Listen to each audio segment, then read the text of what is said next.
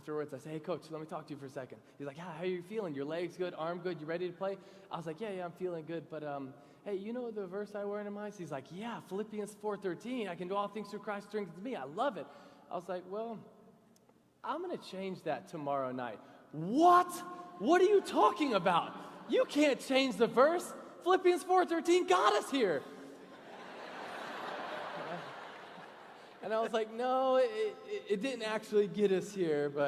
And then I told him I was going to go in with John 3:16 and told him why, and he understood and kind of backed off the ledge a little bit. And so then after that, I didn't even really think about it. I just went out there, and we were blessed to win the national championship. And 2 days afterwards, I was eating grouper at Ballyhoo Restaurant in Gainesville, Florida with my mom, my dad, my aunt, and Coach Meyer. And Coach Meyer gets a call, and he's like, all right, bye. So intense. And I was like, Coach, what's that all about? He said, that's Steve McClain, who's our PR guy at Florida. I said, well, what do you have to say?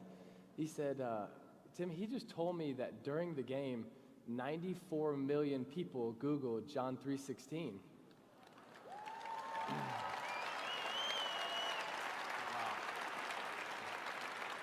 And honestly, my first thought was, how the heck do 94 million people not know John 3:16?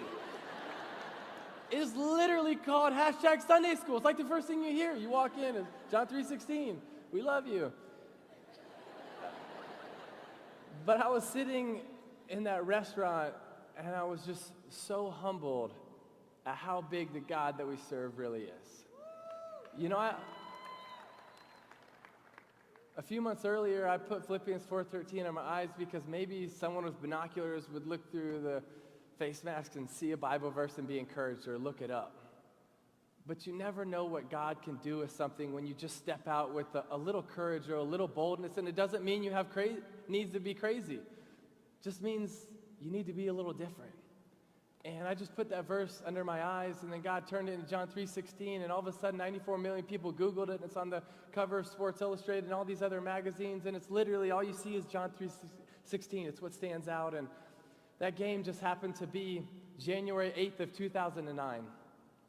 Well, exactly 3 years later, January 8th, 2012, exactly 3 years later to the night that I put John 3:16 under my eyes, I was playing quarterback for the Denver Broncos in the first round of the playoffs versus the Pittsburgh Steelers. I didn't think of John 3:16 one time going into that game at all. I didn't even know it was 3 years from the night that I wore it. Just went out there and tried to win a silly football game. And we were blessed to win this crazy game in overtime. And afterwards, I go into the locker room. I change really fast. I'm getting ready to walk into the press conference because I love talking to the media. You are the media. I know. Don't say that. And so I'm getting ready to walk in this press conference and walk through this curtain. And right as I'm going to walk through, our PR guy, Patrick, jumps in front of me. He's like, Timmy, do you realize what happened? And I was like, yeah, we just beat the Steelers. We're going to play the Patriots. Like, let me do this. And he's like, no, Timmy, you don't realize what happened. And I could tell he's being serious. So I was like, Patrick, what's up, man? He says, Timmy, it's 3 years from the night that you wore John 3:16 under your eyes. And I was like, wow, that's really cool. He's like, no, you don't realize what happened. And I was like, well, what happened? He said, Timmy, during the game, you threw for 316 yards. And your yards per rush were 3.16. And your yards per completion were 31.6. And the time of possession was 31.6. And the ratings for the night were 31.6. And during the game, 90 million people Googled John 3:16, and so many people were on social media talking about it that it actually shut down Twitter for a little while because it was getting overloaded.